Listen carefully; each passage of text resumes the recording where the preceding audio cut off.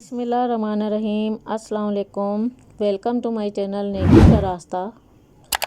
اللہ پاک سے دعا مانگیے اور خالص اسی سے مانگیے۔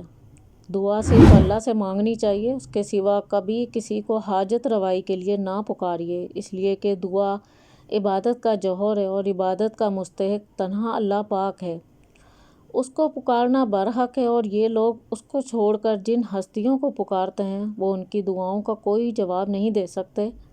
ان کو پکارنا تو ایسے ہے جیسے کوئی شخص اپنے دونوں ہاتھ پانی کی طرف پھیلا کر چاہے کہ پانی دور سے ہی اس کے منہ میں آ پہنچے، حالانکہ پانی اس تک کبھی نہیں پہنچ سکتا۔ بس اسی طرح کافروں کی دعائیں بے نتیجہ بھٹک رہی ہیں، یعنی حاجت روائی اور کارسازی کے سارے اختیارات خدا ہی کے ہاتھ میں ہیں، اس کے سوا کسی کے پاس کوئی اختیار نہیں، سب اسی کے محتاج ہیں۔ اس کے سوا کوئی نہیں جو بندوں کی پکار سنے اور ان کی دعاؤں کا جواب دے۔ انسانوں، تم سب اللہ کے محتاج ہو، اللہ ہی غنی اور بے نیاز اور اچھی صفت والا ہے۔ نبی کریم کا ارشاد ہے، اللہ پاک نے فرمایا، میرے بندو، میں نے اپنے پر ظلم حرام کر لیا ہے، تو تم بھی ایک دوسرے پر ظلم و زیادتی کو حرام سمجھو۔ میرے بندو، تم میں سے ہر ایک گمراہ ہے سوائے اس کے جس کو میں ہدایت دوں، پس تم مجھ ہی سے ہدایت طلب کرو، میں تمہیں ہدایت دوں۔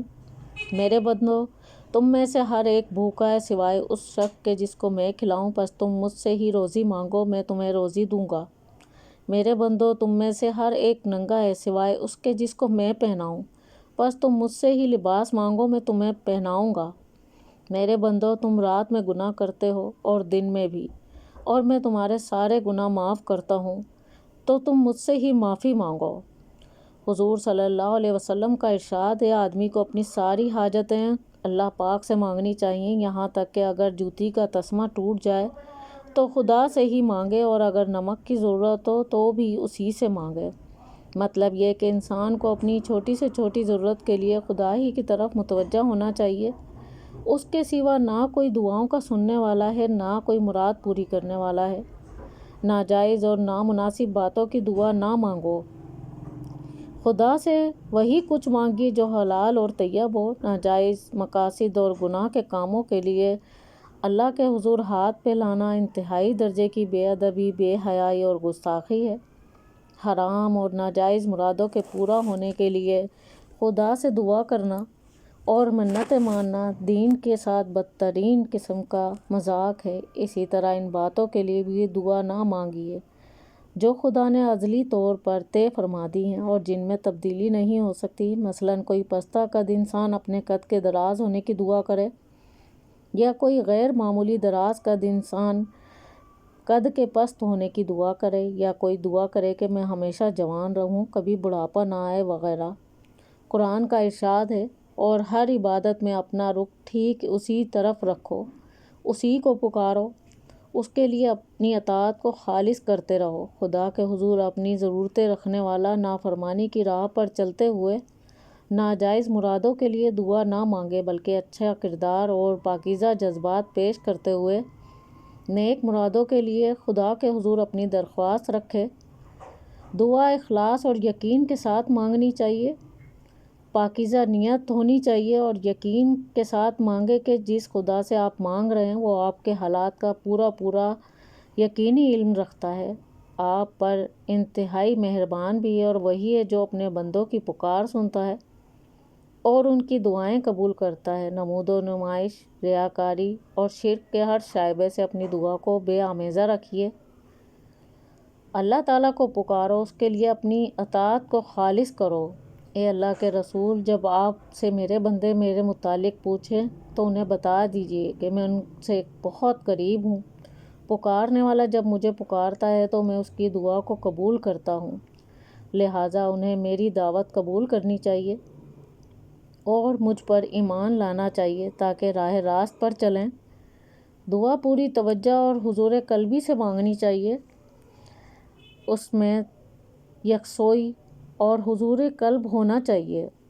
خدا سے اچھی امید رکھیے، اپنے گناہوں کے انبار پر نگاہ رکھنے کے بجائے خدا کے بے پناہ عفو و کرم اور بے حد و حساب جود و سخا پر نظر رکھیے۔ اس شخص کی دعا در حقیقت دعا ہی نہیں جو غافل، لاپرواہ، لاابالی پن کے ساتھ محض نوک زبان سے کچھ الفاظ بے دلی کے ساتھ ادا کر رہا ہو اور خدا سے خوش گمان بھی نہ ہو۔ حدیث میں ہے، اپنی دعاؤں کے قبول ہونے کا یقین رکھتے ہوئے حضور قلب سے دعا کیجیے۔ خدا ایسی دعا کو قبول نہیں کرتا جو غافل اور بے پرواہ دل سے نکلی ہو۔ دعا انتہائی عاجزی اور خشوع کے ساتھ مانگنی چاہیے۔ خشوع و خضوع سے مراد ہے کہ آپ کا دل خدا کی ہیبت اور عظمت و جلال سے لرز رہا ہو، جسم کی ظاہری حالت پر بھی خدا کا خوف پوری طرح ظاہر ہو، نگاہیں جھکی ہوئی ہوں، آواز پست ہو، اعضاء ڈھیلے پڑے ہوئے ہوں، آنکھیں نم ہوں، تمام انداز و اعتبار سے مسکینی اور بے کسی ظاہر ہو رہی ہو۔ نبی کریم نے ایک شخص کو دیکھا جو نماز کے دوران اپنی داڑھی کے بالوں سے کھیل رہا تھا۔ آپ نے فرمایا، اگر اس کے دل میں خشوع ہوتا تو اس کے جسم پر بھی خشوع طاری ہوتا۔ دراصل دعا مانگتے وقت آدمی کو اس تصور سے لرز جانا چاہیے کہ میں ایک درماندہ فقیر، ایک بے نوا مسکین ہوں۔ اگر خدا نخواستہ میں اس در سے ٹھکرایا گیا تو پھر میرے لیے کوئی ٹھکانہ نہیں۔ میرے پاس اپنا کچھ نہیں، جو کچھ ملا ہے اللہ ہی سے ملا ہے۔ اگر اللہ نہ دے تو دنیا میں کوئی دوسرا نہیں دے سکتا۔ خدا ہی ہر چیز کا وارث ہے، اسی کے پاس ہر چیز کا خزانہ ہے۔ بندہ محض فقیر اور عاجز ہے۔ اپنے رب کو عاجزی اور رازداری کے ساتھ پکارو۔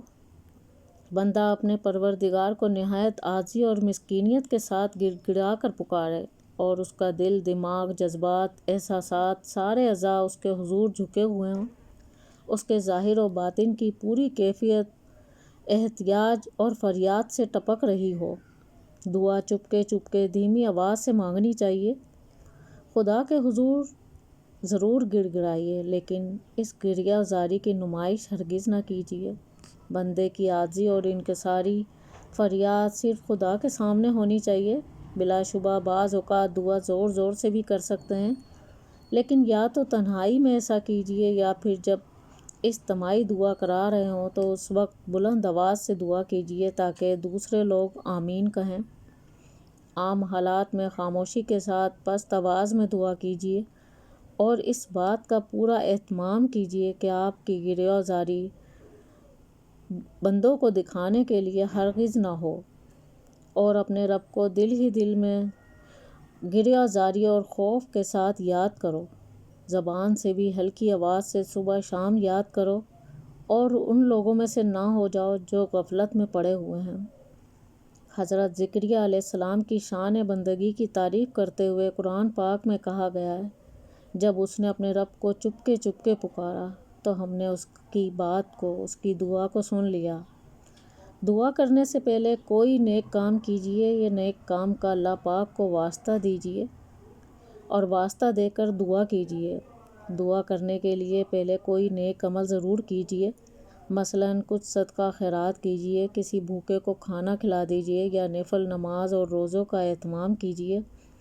اور اگر خدا نخواستہ کسی مصیبت میں گرفتار ہو جائیں تو اپنے اعمال کا واسطہ دے کر دعا کیجیے۔ جو آپ نے پورے اخلاص کے ساتھ صرف اللہ کے لیے کیے ہوں، اسی کی طرف پاکیزہ کلمات چڑھتے ہیں اور نیک عمل انہیں بلند مدارج تک طے کراتے ہیں۔ اللہ پاک ہم سب کو اس طرح عبادت کرنے کی، دعا مانگنے کی توفیق عطا فرمائے اور ہم اسی سے ڈرتے رہیں اور اسی سے مانگتے رہیں۔ آمین۔ دعاؤں میں یاد رکھیے گا۔ ویڈیو اچھے لگے تو لائک اور سبسکرائب اور شیئر کریں۔ اللہ حافظ۔